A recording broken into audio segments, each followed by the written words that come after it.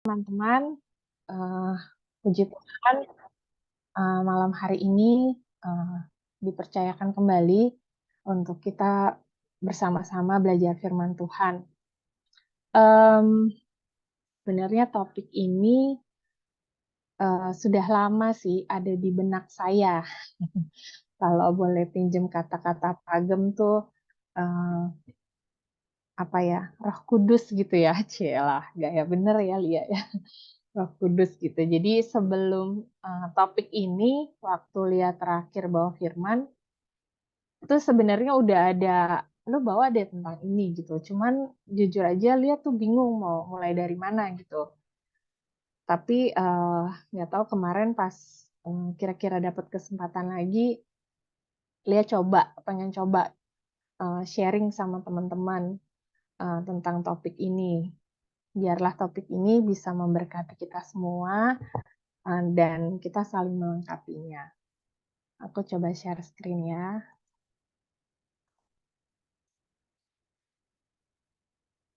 Sudah terlihat ya teman-teman ya? Jadi, aku coba malam hari ini memberi judul, tentang parents. Parents berarti, orang tua ya. Nah teman-teman, eee, kita di dalam kehidupan kita sebagai manusia, ada siklus kehidupan. Yang pertama, kita boleh lihat ya, kita lahir menjadi seorang anak bayi, ada laki-laki dan perempuan, kemudian kita batita dulu, bawah 3 tahun, balita, kemudian kita memasuki usia sekolah ya, SD, SMP, SMA, atau mungkin sering disebut kalau SMP, SMA itu remaja. Kemudian kita masuk dunia kuliah, gitu ya, masuk dunia kuliah, terus, setelah kuliah kita bisa bekerja, atau ada juga yang habis SMA langsung bekerja, kemudian, kita menikah, menjadi orang tua, terakhir kita lansia, lanjut usia. Nah, mungkin di fase kita saat ini, eee, di fase kita menjadi orang tua ya. Kita kan masih umur 40 ya, belum lansia. Lansia tuh biasanya, di atas 60 tahun. Nah, siklus kehidupan yang saya sampaikan ini adalah yang idealnya seperti ini. Kemudian, bagaimana sih kita, bisa disebut orang tua? Kita bisa disebut orang tua ketika, seorang laki-laki dan perempuan itu menikah di pernikahan yang kudus, seorang laki-laki dan perempuan ya, bukan perempuan dan perempuan ya, tidak boleh itu ya. Jadi, pria dan wanita menikah, melahirkan seorang anak. Melahirkan seorang anak dan, orang tuanya disebut parents. Nah, di dalam Alkitab Matius 16 ayat 6 berkata, "Demikianlah mereka bukan lagi dua, melainkan satu. Karena itu apa yang sudah dipersatukan oleh Allah tidak boleh diceraikan oleh manusia." Idealnya seperti itu ya. Jadi pada saat kita mempunyai anak, fungsi kita adalah kita sebagai orang tua. Nah teman-teman, saat ini kita ada yang di fase ini, kalau saya lihat ya dari yang hadir pada malam hari ini, kita ada di fase dua-duanya. Ada yang kita masih punya orang tua, berarti fungsi kita sebagai anak, gitu ya. Tapi, kalau kita mempunyai anak, fungsi kita juga sebagai orang tua dari anak kita. Jadi saya mencoba, merefleksikan 2 hal ini, eee, jadi pada fungsi kita sebagai anak, yaitu ini idealnya kayaknya teman-teman kan semua kebanyakan masih punya orang tua ya, walaupun mungkin ada yang masih utuh ataupun tinggal satu gitu ya. Mungkin ataupun kalau kayak Desi mungkin dua-duanya sudah nggak ada ya. Jadi mungkin nanti Desi eh, sebagai orang tua gitu. Nah, di dalam fase ini kita mempunyai dua status. Status kita sebagai anak dari orang tua kita dan kita sebagai orang tua dari anak-anak kita. Nah, teman-teman dulu mungkin pada saat kita sebagai anak gitu ya, mungkin kita ya dulu kita sering melawan orang tua, kita bohong, kita malas belajar gitu ya. Nah, Tuhan pada Amsal 1 ayat 8 dijelaskan, "Hai anakku, dengarkanlah didikan ayahmu dan janganlah mengabaikan ajaran ibumu." Nah, teman-teman, pada saat kita dulu, ya mungkin SMP lah ya, kita menjadi anak ya kan. Pastilah kenakalan-kenakalan yang ya seperti berbohong, seperti melawan orang tua, itu sering banget tuh kita lakukan. Saya juga dulu suka bohong sama orang tua gitu ya. Mungkin kayak pacaran backstreet gitu ya, nggak bilang sama orang tua, bilangnya pergi sama teman misalnya, padahal pergi sama pacar gitu ya. Nah, sekarang pada saat kita jadi orang tua, baru tuh merasakan, waduh gila gue dulu giniin orang tua gue ya, ternyata kalau gue dibohongin sama anak gue, oh my God, sedihnya minta ampun gitu ya. Jadi mungkin pada saat kita dulu jadi anak, wah cuek-cuek aja kita ya, bodoh amat deh tuh orang tua gue gitu. Tapi pada saat kita menjadi orang tua, apa yang terjadi? Pada saat anak kita bohongin kita, anak kita malas belajar, aduh kayaknya kita tuh sedih banget ya. Nah, dan mungkin sesuai dengan perkembangan zaman ya, dulu mungkin zamannya kita SMP, kita nggak punya HP. Beda sama anak-anak kita sekarang. Anak SD aja udah punya handphone gitu ya. Bahkan mereka sudah bisa berkomunikasi dengan orang tuanya. Terus aku tiba-tiba mikir gitu ya, bagaimana khawatirnya orang tua aku dulu pada saat eh, aku pergi dan mungkin pulang terlambat, orang tuaku tidak bisa menghubungi aku gitu. Sedangkan sekarang anak kita pulang terlambat atau mau nanya, "Nak mau makan apa?" Kita tinggal angkat telepon, tinggal WA gitu. Jadi aku membayangkan begitu khawatirnya orang tua aku zaman dahulu dibanding mungkin zaman kita sekarang gitu. Nah, eh, teman-teman ada kejadian kemarin ya. Aku lupa 2 minggu lalu kalau nggak salah. Jadi aku pergi ke mall sama anakku dua. Nah, yang besar itu memang janjian sama teman-temannya mau nonton ceritanya. Terus dia bilang, "Mah, bayarin dulu ya teman-teman aku, nanti aku ganti," kata dia gitu. Ya udah, saya temenin ke bioskop. Kita beli tiket 7 orang kalau nggak salah. Terus udah gitu, saya duduk dong. Setelah beli tiket, saya duduk di ruang bioskop itu, di tempat duduk. Terus dia nyapa gini, anak saya bilang, "Mama ngapain di sini?" Kata dia gitu. "Nah, ya mama nungguin kamu lah sampai kamu ketemu teman-teman." Gitu. Terus dia bilang, nggak usah, kata dia gitu. Loh, kenapa? Saya bilang gitu. Enggak, mama mau tungguin kamu, minimal sampai teman kamu satu orang datang baru mama pergi. Saya bilang begitu. Enggak usah, aku nunggu sendiri aja. Dia bilang begitu.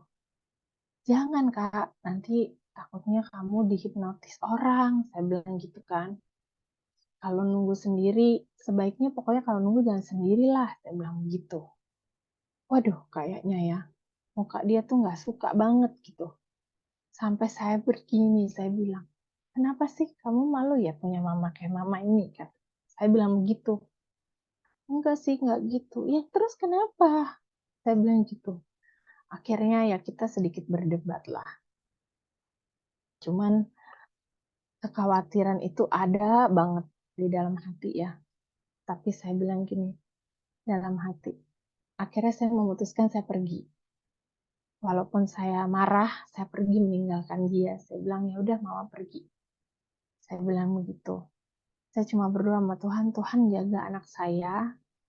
Ya mungkin saya merefleksikan saya dulu. Mungkin ya zamannya anak-anak dulu saya seumur teenager begini mungkin ya dia nggak suka, dia lebih suka sama teman-temannya, nggak suka sama orang, maksudnya kalau kelihatan mungkin kayak anak mama atau apa, atau mungkin nanti kalau dia kelihatan jalan sama saya dia dibully, saya nggak ngerti juga ya pergaulan anak sekarang. Jadi itulah yang merefleksikan kehidupan yang saya bisa share gitu ya, bagaimana saat kita menjadi anak. Nah, begitu juga teman-teman pada saat kita sekarang ini, sebagian besar ya kita sudah menjadi orang tua. Kalaupun mungkin belum, misalnya Pak Agem ya belum mempunyai keturunan, mungkin juga ada sebagian dari kita juga mempunyai misalnya anak rohani, ada juga kan ya yang punya anak rohani. Nah, pada saat kita sebagai orang tua, baik kita mempunyai anak sendiri maupun anak rohani, Alkitab berkata, 1 Timotius 4 ayat 12, jangan seorang pun menganggap engkau rendah karena engkau muda. Jadilah teladan bagi orang-orang percaya dalam perkataan, tingkah laku, dalam kasihmu, dalam kesetiaanmu, dan dalam kesucianmu. Jadi pada saat kita di posisi kita sebagai orang tua, kita diminta untuk menjadi teladan dalam perkataan. Biarlah perkataan kita tidak menyakiti hati orang lain. Kita tidak berkata kasar. Tidak hanya buat anak-anak kita, tapi juga orang-orang di sekeliling kita. Dari tingkah laku kita, kita bisa menjadi teladan, khususnya bagi anak-anak kita maupun bagi orang lain. Tingkah laku kita dengan rajin berdoa, beribadah, sopan santun, menyayangi orang lain, memberikan perhatian kepada orang lain. Saya tuh sering sekali tuh ya, saya lihat anak-anak sekarang, kayak teman-teman anak saya itu, kalau main ke rumah, itu kadang tuh nggak ada tuh yang namanya sopan santun. Misalnya, selamat pagi tante, selamat pagi kak, itu tuh kurang. Nah, saya tuh wanti-wanti sama anak saya. Pokoknya kalau ke rumah orang, biasain. Pagi om, pagi tante, permisi. Terus kalau dibelikan sesuatu, nih sekarang anak saya tuh lagi sering banget tuh main ke rumah temen atau temennya main ke sini. Dibelikan sesuatu bilang terima kasih. Itu harus bilang terima kasih. Jadi kadang saya tanya, tadi main ke rumah ini ngapain kak? Iya mah tadi dibeliin bakmi misalnya. Kamu udah bilang terima kasih? Udah. Tadi mama papanya ada nggak pas main? Ada. Kamu bilang nggak selamat pagi? Iya. Jadi saya tuh tekankan banget gitu sama anak-anak saya, pokoknya harus sopan, harus apa baik sama orang. Nah, yang pastinya kalau kita memberi contoh kan, apa mau anak kita juga baik ya kita juga harus menjadi contoh. Teladan itu kan contoh. Nah, jadi kita nggak cuma di mulut aja, tapi kita juga bisa menjadi teladan, yaitu Tuhan bilang lewat perkataan kita, tingkah laku kita, terus kita menyebarkan kasih, biarlah keberadaan kita itu disenangi. Kalau kita ada, oh seneng nih, kalau ada Lia, kalau nggak ada Lia nggak rame misalnya. Jangan orang berpikir sampai, wah kalau ada Lia males banget deh, mendingan menghindar. Atau si Lia itu seperti batu sandungan dimanapun dia berada. Nah, janganlah kita jadi orang yang seperti itu. Begitu. Nah, teman-teman, selanjutnya saya mencoba hal-hal yang harus kita lakukan. Yang pertama adalah hormat atau respect pada orang tua.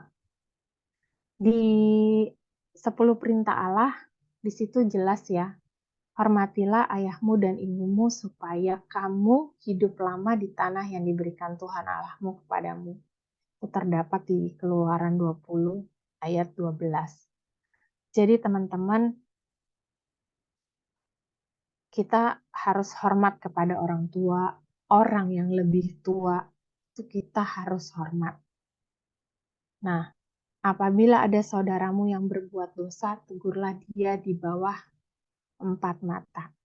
Jika ia mendengarkan, engkau akan mendapatnya kembali.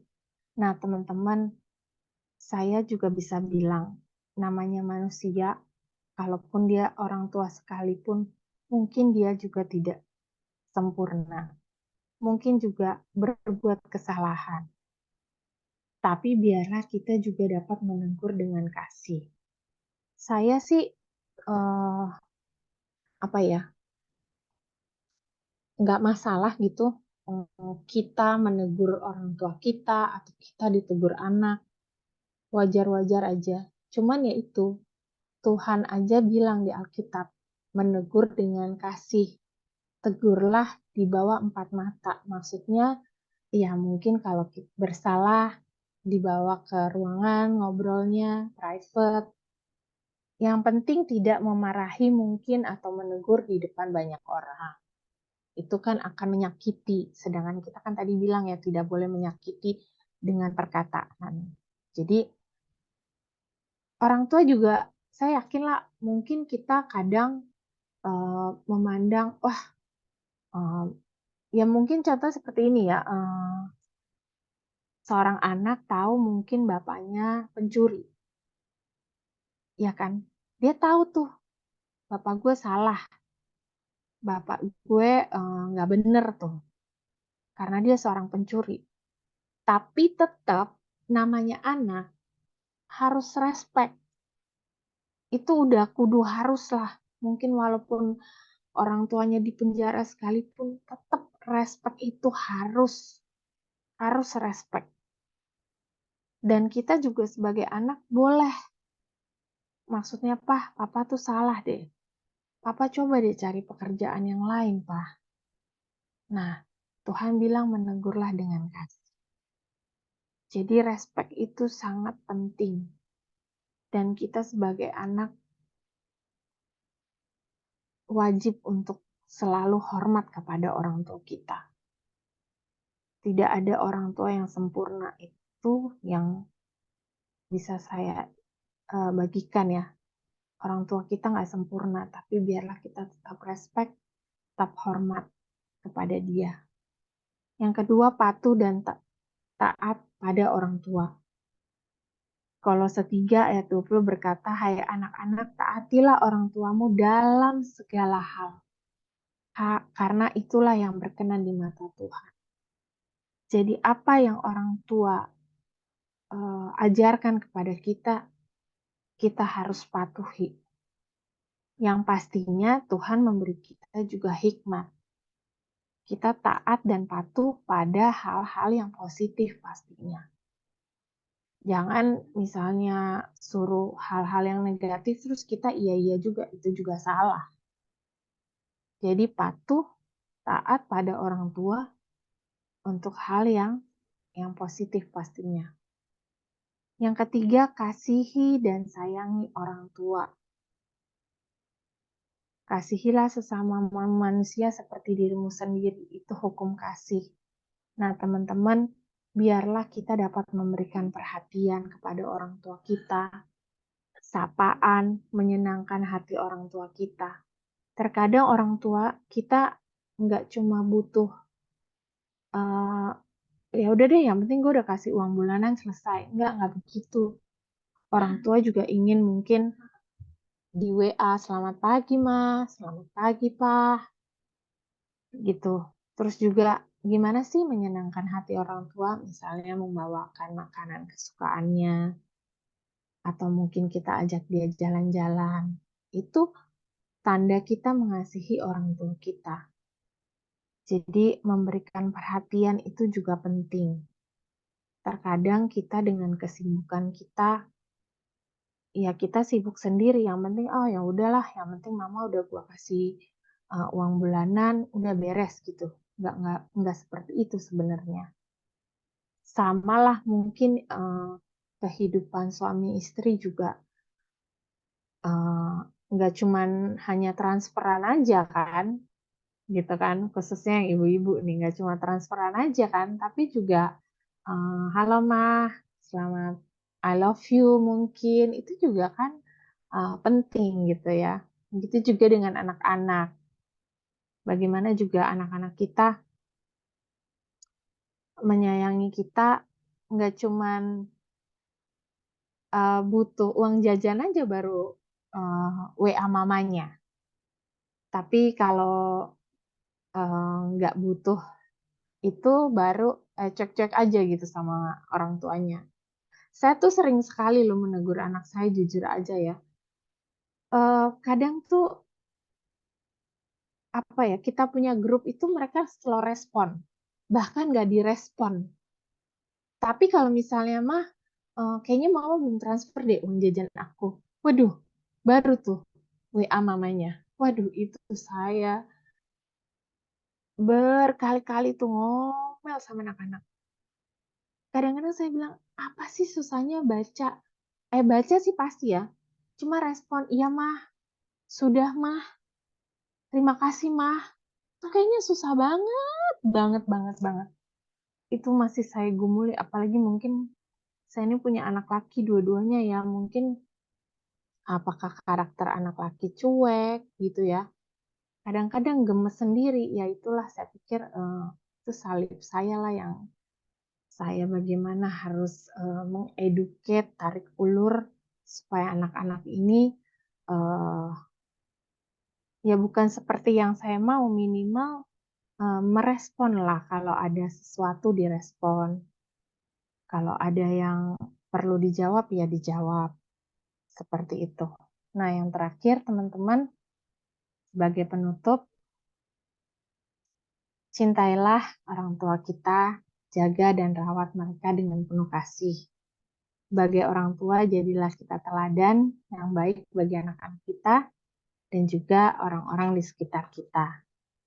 Kalau dilihat di gambar ini ya, ini adalah kita sebagai orang tua, kita mempunyai anak, dan ini orang tua kita posisinya sebagai anak, begitu teman-teman. Jadi biarlah uh, topik malam ini bisa memberkati kita semua, kita menyayangi orang tua kita, dan kita menjadi yang terbaik untuk anak-anak dan orang-orang di sekitar kita.